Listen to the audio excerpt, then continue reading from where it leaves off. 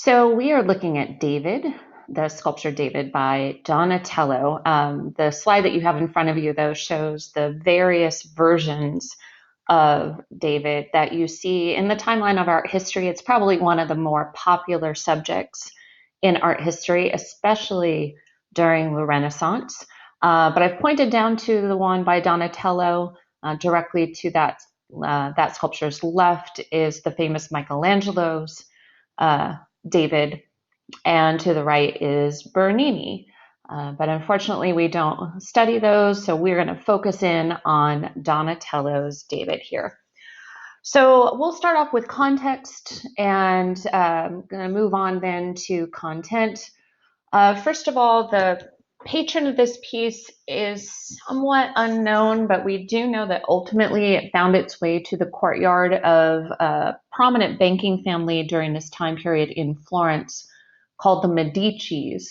And they were probably one of the most powerful families, if not the most powerful family in Florence at the time. So again, this was in the courtyard of the Medici Palace. And our artist, Donatello, who basically is just one of the most phenomenal sculptors of the Renaissance, spent a lot of time studying art in Rome. So, of course, he's looking at all the great classical sculptures. Now, again, when I say classical, we're referring to Rome, Greece, those great freestanding sculptures in the round, great contrapposto poses and that.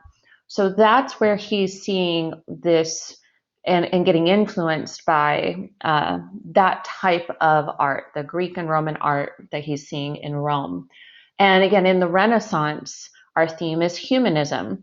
So we're focusing again on the human being and therefore kind of turning our attention a bit away from the constant focus on religion and spending some of that attention on ourselves.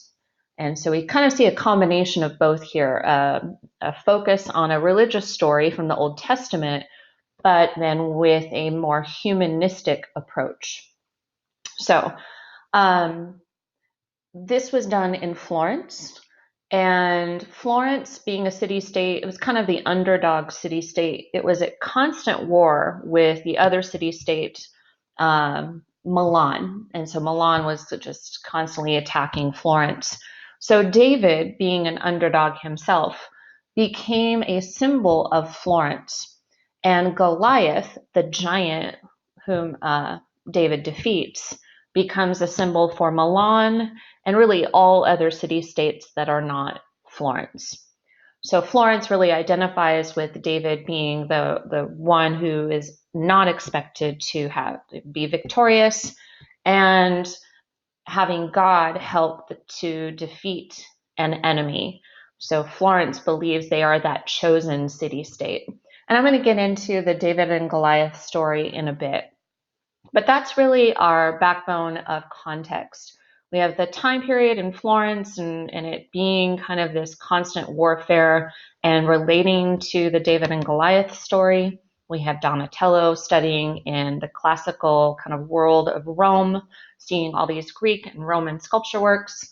And we know where it's located in the Medici Palace courtyard. So let's go ahead and move on to content. Again, I just put in there a return to humanism. So I tried to identify all of the classical influences. First of all, it's a bronze sculpture. He's just probably about 5 feet tall. So this is a pretty life-size-ish return to the lost wax process and the material of bronze, which was the chosen process and material mostly for sculptures in the round from Greece. So therefore classical influence. Got the great contrapposto pose, the hip shift, the weight shift, showing the potential of the body's movement.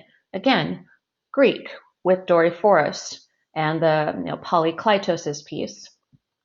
He's nude. And the nudity is definitely a humanistic influence from Greece. And the focus on the body, the musculature, the anatomy of the body, and getting to a return to the naturalistic nude body that we really haven't seen in the Middle Ages. In the Middle Ages, nudity was only shown if it was necessary to the biblical story. And that's about the only time really where that would happen so much is Adam and Eve. So we've got to return to the nude. He is the first nude figure since really the classical era, the first freestanding nude figure. I also put that he's restrained. There's not a great deal of emotion here. Neutral expression, so I'd say like a classical Greek era influence in terms of the restraint on his body and on his face. And again, he is in the round for technique. Most architecture, most sculptures of bodies in the Middle Ages are going to be attached to architecture, like jamb sculptures or tympanum sculptures above a doorway. So that is something else that is classically influenced. And you have David depicted here as he is in the story is young. So the muscles are a little bit underdeveloped. His hair is long and kind of wavy. It's that style of youth, actually. So the Florentine people looking at this would be very much recognizing that this is a young male of their time. And he is standing with his hand on his hip with a rock in his hand. You see that, and a sword. And he is standing directly atop Goliath's head. And he has just severed the head of Goliath after Goliath was knocked to the ground and killed by the rock that David launched with his slingshot. So in fact, I want to go ahead and talk a little bit about David and Goliath. It's an Old Testament story. Again, Goliath is this huge giant figure who threatens the Israelites. No one wants to fight him. The Israelite soldiers are like, no way. This is a no-win situation. But David, who is a young shepherd, volunteers, believing fervently that God is going to protect him. So he's like, no, I don't need armor. I don't need anything protective. I'm just going to take out my slingshot and a rock. And he launches that, and it hits Goliath right in the forehead, knocks him over, and then David beheads him. So that is the moment where the story is told in this sculpture. It's a victorious David. Some say it's a thoughtful David, like contemplating what he's accomplished and the fact that God was on his side. Some look at his pose as somewhat arrogant, the arrogance of youth with the hand on the hip and hips jut out in that contrapposto pose. That is kind of a subjective determination, whether you think he is very contemplative, his eyes turned down, his looking down, or if you think he's arrogant, or it's a combination of both. I really don't know. But his body language definitely communicates to you. And what's interesting in the other David sculptures, they all, because of the different eras that they come from and were made in, they all depict a slightly different David. And that's the beauty of art history, is that you see the middle sculpture there of Michelangelo's David, a thoughtful, he hasn't quite attacked Goliath yet, he's thinking. He is a very manly David, and we call him Stud David there. So it's just a different time period, different concerns, different emphasis in that particular time period, and that impacts the sculpture for sure. And then the only other thing, I just had a close-up, never mind, and we won't go ahead and show that, but I had a close-up of Goliath, but you can see that pretty clearly there on the bottom of the sculpture. So again, that is Donatello's David. I would say for function, power, it's showing the power of Florence. I would say it also in a way is showing the power of the Medicis. And, they have that in their possession. So in a way, David represents the Medicis.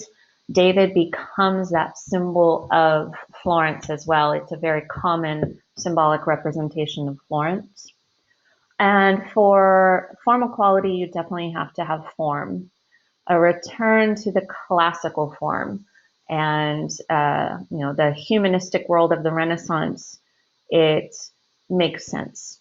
And since we're in Italy here, where classical art just surrounds these artists like Donatello, it makes sense as well. And I would connect him in terms of pieces to Polykleitos's Doryphoros.